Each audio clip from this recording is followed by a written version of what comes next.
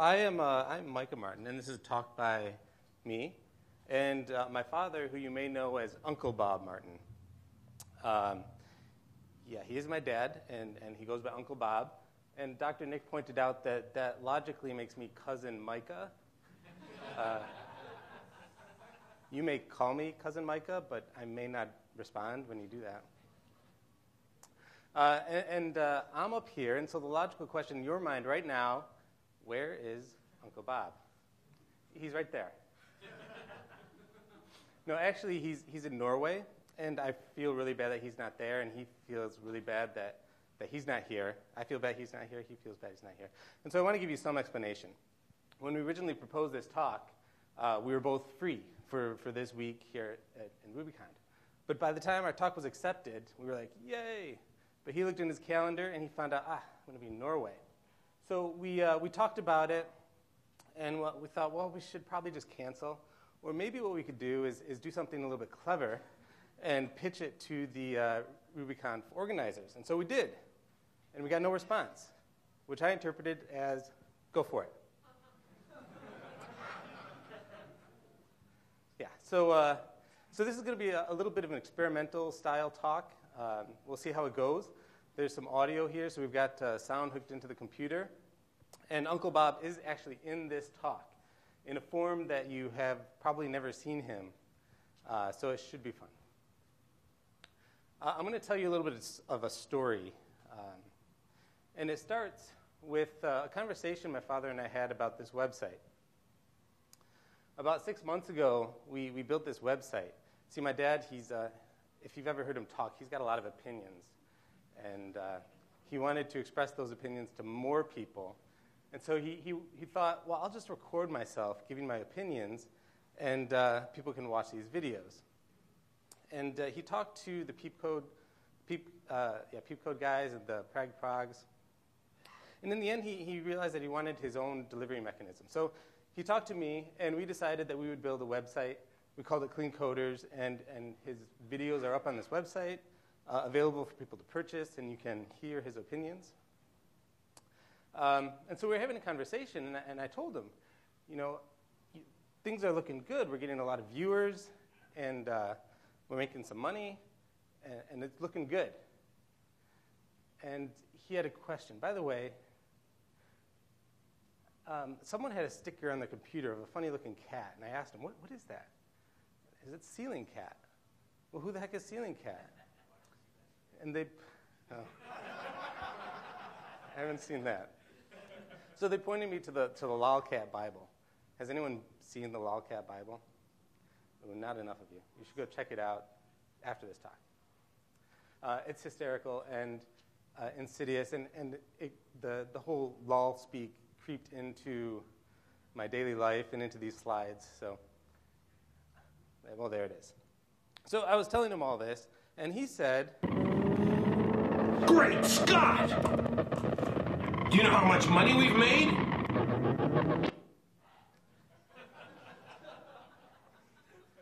So, extra credit for who can identify the movie in the background. Anyone? It is not The Wizard of Oz. Anyone seen Forbidden Planet?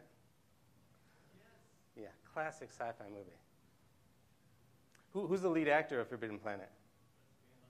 Leslie Nielsen, yeah. And he's not at all funny in this movie, which is awkward. Anyway, I did know how much money we made because we're using PayPal, and I could just go to our PayPal account and see the money that was in there. You've got to cover it up because you really don't want to know. So I could tell him how much money we made, but I couldn't tell him more than that. I couldn't tell him how much each episode was doing. And I have an image to show you. I Googled for PayPal, and if you're from PayPal or if you like PayPal, I suggest you close your eyes right now. Okay. I found this image. And after using PayPal for 6 months, I don't want to be negative, so I don't want to say this expresses my opinion. But on the positive note, I've heard great things about Braintree, so I'm going to move to them as soon as I can. Anyway, so we had a growing list of videos, and we wanted to know more about the usage of the website. We wanted to know how well each video was doing. We wanted to know how many of each we sold, how many users we have, how many times they watch videos, and what kind of licenses they buy. And so my dad, so we wanted all that information. We had the data. All the data was up there. See, we built the app in Google App Engines, and it's written in Clojure, which is another talk, not for this conference. But we've recorded all the purchases that people made, all the viewers we have, all the downloads of the videos. Every time someone views it, we record it, all the different licenses. We have all the information. It's there. But it's just not in a digestible format. And so I think what we need is some kind of tool, some graphical tool that tracks the people who buy the episodes. Something that'll put up graphs that show us how many people bought the episodes and how much money we made from the episodes and all the trends, you know, interesting trends, stuff like that. That doesn't seem real hard, does it? I mean, you could whip something up real quick in Rails, couldn't you?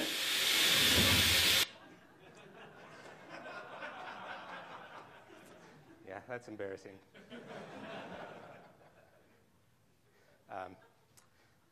So what was shocking there, besides the shower scene? What was shocking is he said, just whip up a Rails app. I was like, Rails? Really? To do this? I mean, I'd spent all this time building a Clojure app, and now you want me to build a Rails app to crunch all that data?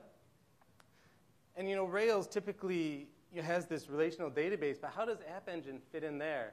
And HTML, CSS, JavaScript, I mean, I'm not a big fan of those technologies. Do we really have to go there and do that?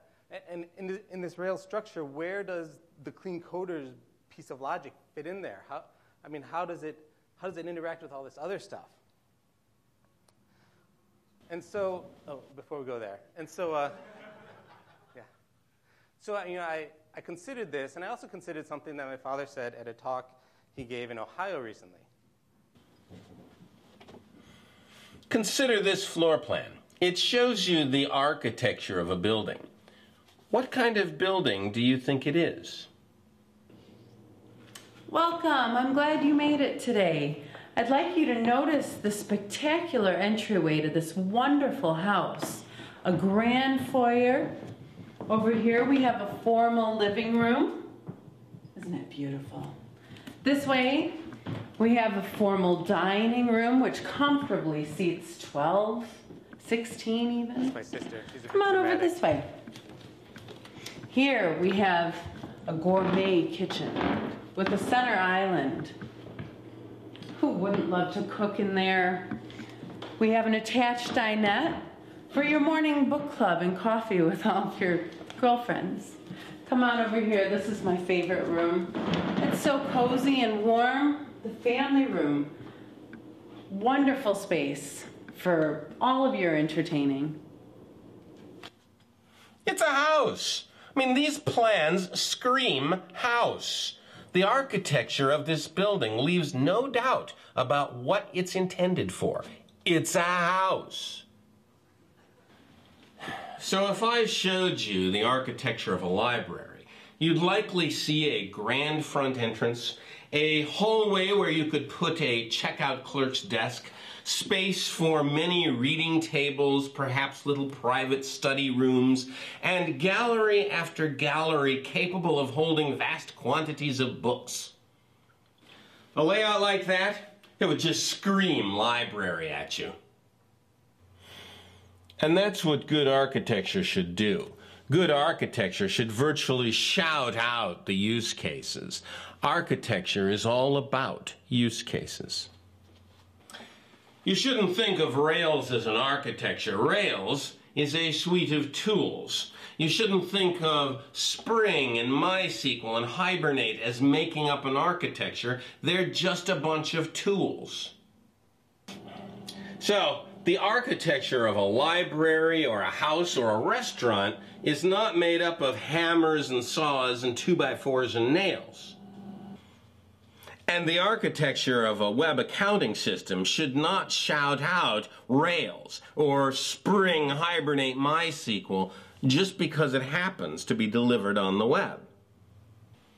The architecture of an accounting system should scream accounting at you.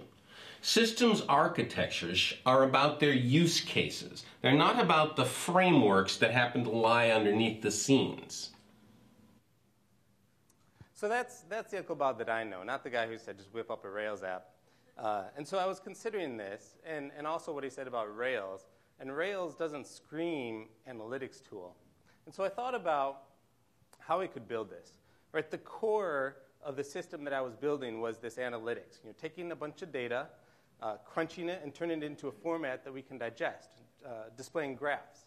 And so, this is what I had in mind. I wanted to build this thing. And the data, maybe it's a relational database, or maybe we just pull it out of Google App Engine. We hadn't figured that out exactly quite yet. So, I have this in a dotted line because it's kind of an abstraction, right? It doesn't really affect the way that I build this part of the system. And the UI, it could be Rails, but it might not have to be Rails, right? So I have that as an abstraction, and I can build this entire part of the application without worrying about those other two layers. And so I approached my dad about this. Oh, cripe, you're not going to get all software craftsmanship-y on me, are you?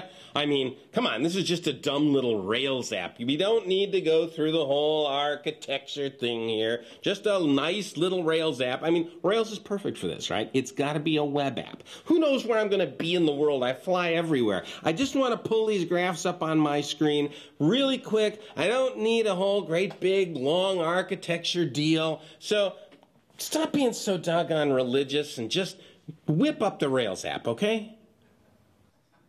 Would you want to work for that guy?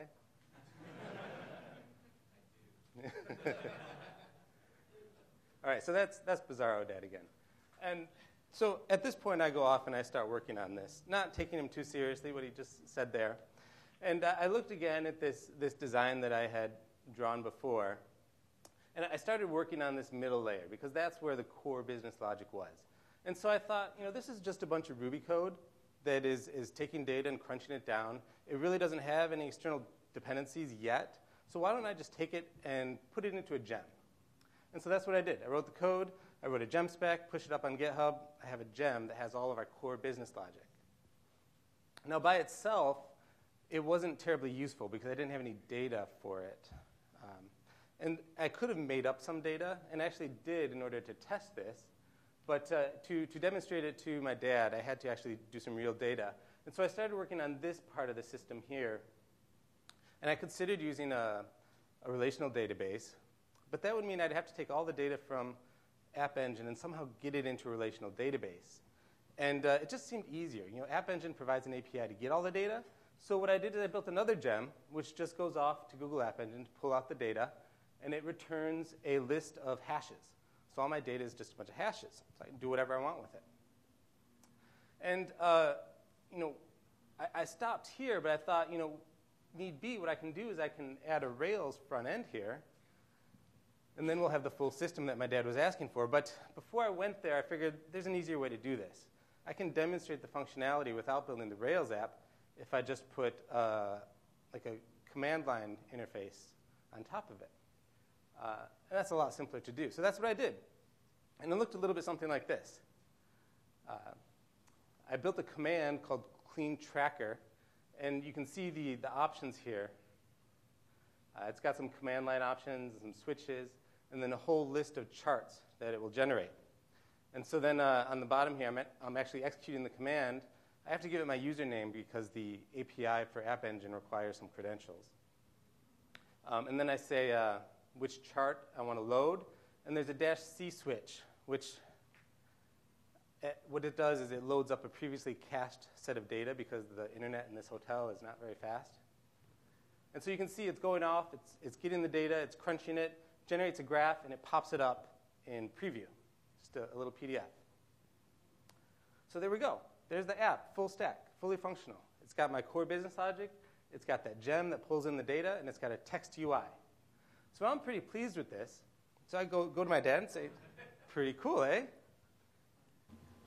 Oh, come on. You mean Couldn't you have done this simpler? I mean, there's all these commands and command switches, and every time I type one of these commands, it takes forever to load. I mean, I thought we were doing a Rails app. I thought, isn't that what I told you, to do a Rails app? Why does it have to be so complicated all the time?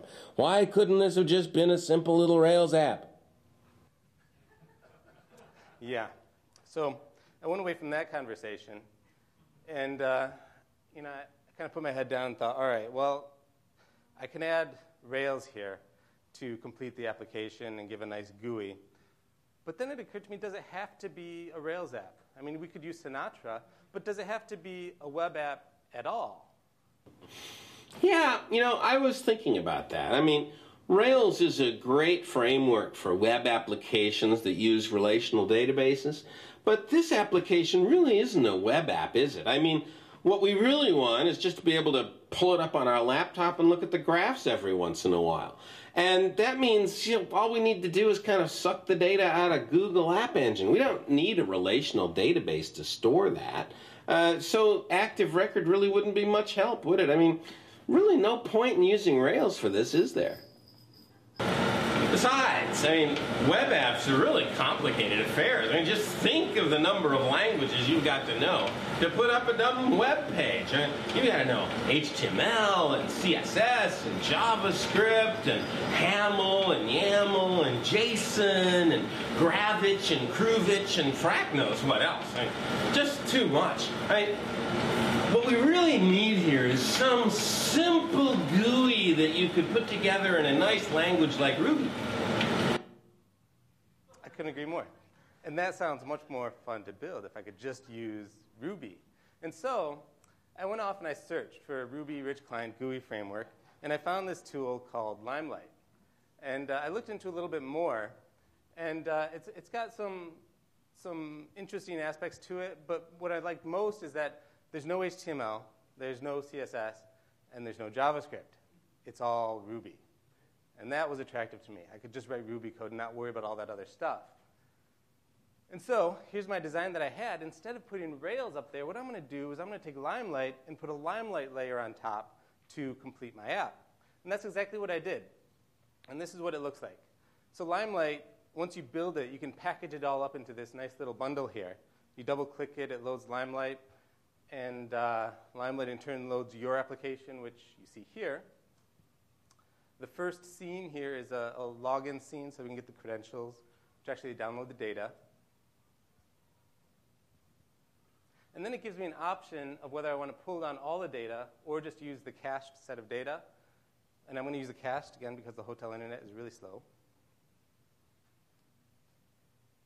So it loads all the data. And then it starts crunching away to generate the first graph.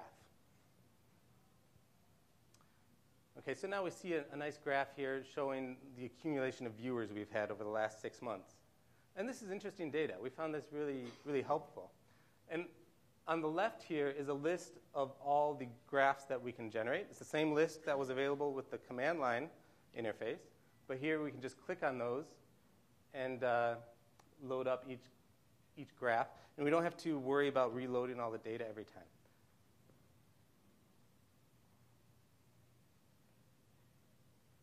So, I mean, we don't need to go into the details of what all of these graphs are showing, but it's really useful information. I mean, it's stuff that we couldn't have figured out just by doing queries on the data. I mean, this is very helpful for what we're going to do in the future for the website. And it's much easier to use, right? Just going down the list here and clicking those buttons to generate new graphs is much easier than the command line interface. And it's a lot faster as well. And I want to talk a little bit about how we did that. And in order to do that, we have to talk about the Limelight terminology. And Limelight uses this metaphor of a theater. When you're building a Limelight app, it doesn't call it an app, it calls it a production, like a Broadway production, a theater production. And that metaphor goes all the way through, so all of the aspects of your app use terms from this metaphor. And at the very bottom, we have what are called props. Right? If you think of a theater, the curtains open, and on stage you have props. It might be table, chair, whatever is appropriate for that particular scene. Props are just the building blocks of a scene. And a scene is just a prop that contains other props. Then there are styles, which specify the appearance of all the props. We have players, which define the behavior of all of the props. The stage is just a container for a scene, and the production is just a collection of scenes. That's it. These components define your app. And so if we take a look at the first scene that we have, the login scene, what we can do is break it down into the fundamental components. And we can see that we have like a header up here. This whole section is a header. We have a little divider here. And then this whole section of the scene is a login pane with a paragraph and login parameters here and buttons and so on. And these are all names that I just made up. They're totally arbitrary. But what we can do is we can take that and we can build some code to represent that scene. And this is the code that builds that scene. These are the props. So you can see we have a header up here, and then there's our divider.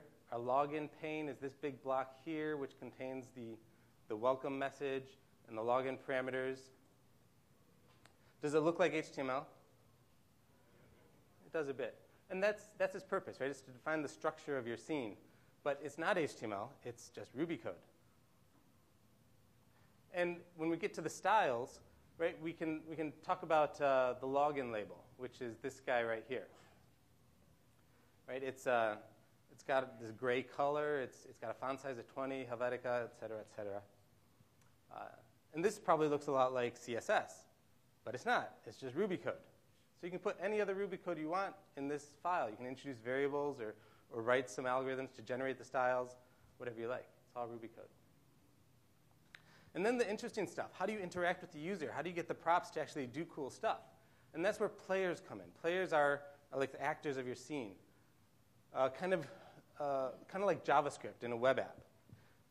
Now, one of the things we want to do is when we click this button, we want to actually log in. So this is called the login button. So if I want this button to do something, what we do is we create a login button module. And that code gets injected into the prop. So whenever the mouse is clicked, this bit of code is executed. And what this does is it finds the prop named username, pulls out the text, stores it into a variable.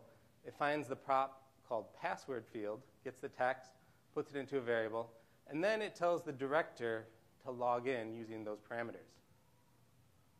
Now you should note here that the director is not part of Limelight. This is my core business logic layer. The director lives in that gem that was sitting in the middle of that design. So this is how the UI talks to my core business logic. All right, so that's how we log in. Now the director has to tell the scene to do stuff. Like when you click that button and you log in, you might not get the right credentials, so it has to tell you.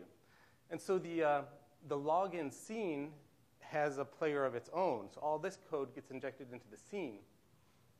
And we can see that when the scene originally opens, it tells the director, hey, I'm ready. You can use me.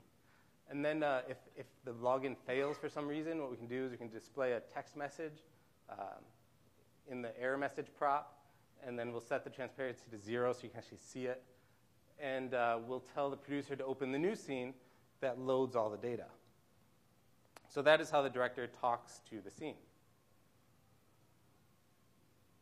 And then there are stages. Stages are really simple. These are just defining what the window looks like on the screen. And you can see that the default scene it loads is the login scene. And then the production. This is the encompassing model that represents your application. There's a few administrative things we have to do when we open the production, like add the lib folder to the load path. We have to, I'm using Bundler here, so we tell Bundler to load up all of the gems. We do some requires. And then when the production is fully loaded, we create a client to our data, and we create a director, which is our middle layer, passing in the client, and now we're ready to go. It's all set. So I built this Limelight app, and I showed it to my dad. It's pretty cool, eh? Now that's what I'm talking about. I mean, I can just start up this application, wait 30 seconds while the data loads, and then hop from graph to graph to graph. This is really cool. So if we ever need to turn this into a web app, why, we could just bolt a Rails front end right on this thing, right on top of the analysis gem. We've got the best of both worlds. You see, son? I mean, it pays to listen to your old man every once in a while, doesn't it? So I think I'll do a whole cleancoders.com episode on this. I'll call it Episode 7, Use Cases, High-Level Design, and Architecture. Shouldn't take me any more than a couple of weeks. So, Micah, this is great, but there's a few more graphs I need. I'm sure you can just whip them up for me really quick. Yeah, my parents have a thing for chihuahuas. That's like the fourth one that they've had. Cute dog. Anyway, so he likes this app, and the moral of this story, the way I see it, is that if you think about your app in terms of the framework and build your application into the framework, then what you've done is you've bound yourself to that framework. Ball and chain, you are shackled to it, and removing your application from the framework is going to be very difficult after that point. So what you can do, if you want to, is to think about your application in isolation, independent from all the external dependencies, and then you have the option to apply any external dependency you want, whether it's App Engine or Postgres or MySQL or Rails or Limelight or whatever else. You could do two implementations, like you'd have a Postgres and a MySQL database, or a Limelight and a Rails interface if you chose to do so, and your core business logic would be unaffected by those changes. So that concludes the story. Thank you very much for coming and listening.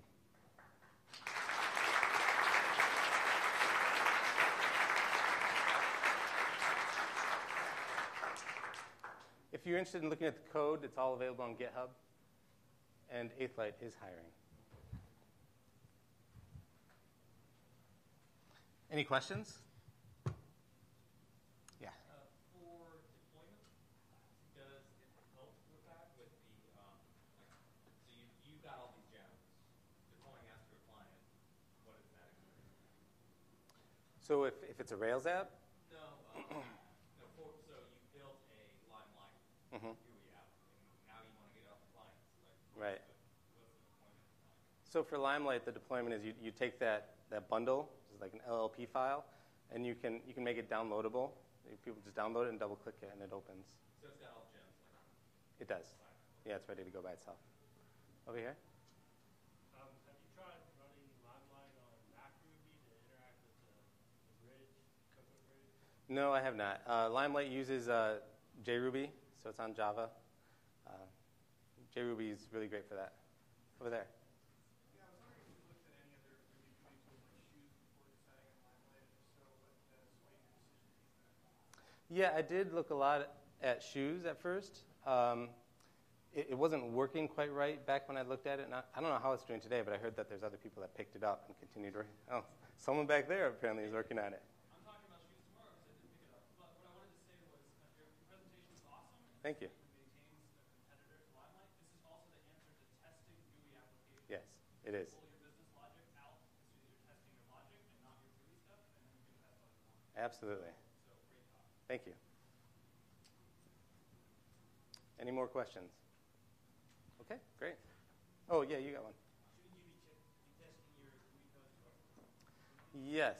Yes. And if you check out the code, you will see my tests for the GUI code itself. You know, being just a Ruby layer, it's really easy to test compared to a web app.